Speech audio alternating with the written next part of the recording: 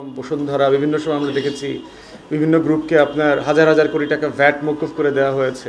মানে এটাই হচ্ছে লুটেরা মডেল, যে রাষ্ট্র বানানো হয়েছে গরিব মানুষকে সাহায্য করবার জন্য, রাষ্ট্র বানানো হয়েছে অসুস্থ মানুষকে চিকিৎসার ব্যবস্থা করবার জন্য, রাষ্ট্র বানানো হয়েছে অশিক্ষিত লোকদেরকে শিক্ষিত বানানোর জন্য, রাষ্ট্র বানানো হয়েছে দুর্বল মানুষদেরকে নিরাপত্তা দেওয়ার জন্য।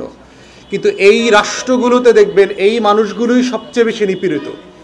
অতএব যাদের জন্য রাষ্ট্র বানানো হয়েছে লড়াই করে যুদ্ধ করে রক্ত দিয়ে, তারা সেই রাষ্ট্রের কোনো বেনিফিটটা পাচ্ছেন না। তো সেখানেই আমরা বলছি যে সকল পরোক্ষ কর গ্র্যাজুয়ালি রাষ্ট্রকে বিলুপ্ত করে ফেলতে হবে। পরোক্ষ কর থাকলেই হচ্ছে রাষ্ট্রে বৈষম্য তৈরি হবে, গরিব মানুষের উপরে করের প্রেশার বাড়বে। এবং বর্তমানে দেখেন আমার রাজস্ব আদায়ের প্রায় 50% টাকা আসে হচ্ছে ভ্যাট থেকে।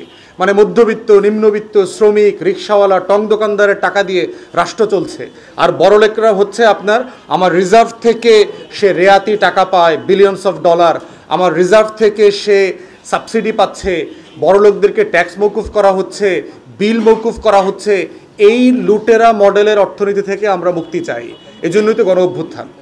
এই ইনসাফের জায়গাটা তৈরি করবার জন্য হচ্ছে সকল পরোক্ষ কর থেকে রাষ্ট্রকে প্রত্যক্ষ করে যেতে হবে। উপার্জন ভিত্তিক কর, যিনি বেশি আয় করবেন তিনি রাষ্ট্রকে বেশি দেবেন, যিনি কম আয় করবেন তিনি মোটেই দেবেন না। এই মডেলে না যাওয়া পর্যন্ত এই বৈষম্য থেকে, এই ইনইকুয়ালিটি থেকে আমরা রাষ্ট্রকে বের করে নিয়ে আসতে পারবো না। ভাই, আমি একটা প্রশ্ন করছি, এটা হচ্ছে আপনারা যে মুহূর্তে বলছেন যে গরিব দুঃখী মানুষের সচ্ছলতার জন্য তাদের প্রতি একটা কমায় নিয়ে আসার জন্য বা মওকুফ করার জন্য, আমরা সেই মুহূর্তে দেখতে পাচ্ছি যে গরিব দুঃখী মানুষের জন্য কিন্তু সাধারণ মানুষ জনগণের জন্য ড্রাগ সেল ছিল, যে ন্যায্য পণ্য বিতরণ।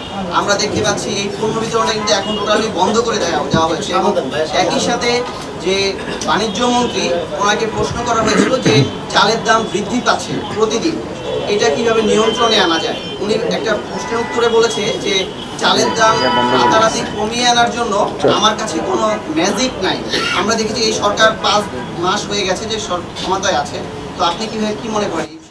প্রথম কথা হচ্ছে অবশ্যই টিসিবির ট্রাকের ব্যাপারে ইতিমধ্যে আমরা বলেছি যেটা সম্মানজনক না। মূল বিষয় যেটা হচ্ছে যে কম দামে গরিব ন্যায্য তার ভিত্তিতে দোকান থেকে পণ্য কিনতে পারবে এমন একটা অ্যারেঞ্জমেন্ট দরকার। এবং সেটার জন্য আমরা এর আগে এই প্ল্যাটফর্ম থেকে বারবার বলেছি রাষ্ট্রকে, সরকারকে, যে আপনারা টিসিবির দোকান করে দেন প্রত্যেক পাড়ায় মহল্লায়। আপনাদের যাদের মুরব্বী আছেন, সরকারি চাকরি করতেন, আপনারা জানবেন রেশনের দোকান ছিল।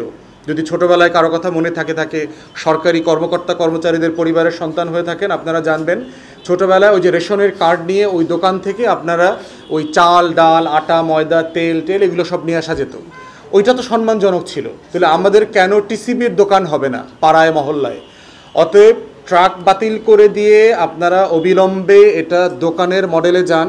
যারা টিসিবি পণ্য পাওয়ার যোগ্য এই নাগরিকদেরকে আপনারা স্মার্ট কার্ড দেন, কোনো ক্যাশ ট্রানজ্যাকশন হবে না, টাকা কার্ডে যাবে, ওই কার্ড থেকেই টিসিবির দোকান থেকে পণ্য কেনা যাবে, কোনো ক্যাশ লেনদেন হবে না। আর ইতিমধ্যে ট্রাক সার্ভিস যেটা ছিল কোনো নোটিশ ছাড়া, কোনো কারণ বলা ছাড়া হুটহাট করে এটা বন্ধ করে দেওয়াটা আরেকটা হচ্ছে হঠকারী সিদ্ধান্ত। এবং এই যে মানে দুই ধরনের বিপদে একসাথে ফেললো গরিব মানুষকে, যে তার সস্তায় একটা পণ্য কিনবার 1500 টাকার 2000 টাকার একটা প্যাকেজ কিনবার অপশনটাও রাষ্ট্র কেড়ে নিল, আবার তাকে অন্যায্যভাবে বেশি দামে ভ্যাট পে করে পণ্য কিনতে বাধ্য করা হলো। তাহলে গরিব মানুষকে সে দুই পাশ থেকে গলা চাপা দিচ্ছে। এইটা তো গণ অভ্যুত্থানের স্পিরিট হতে পারে না।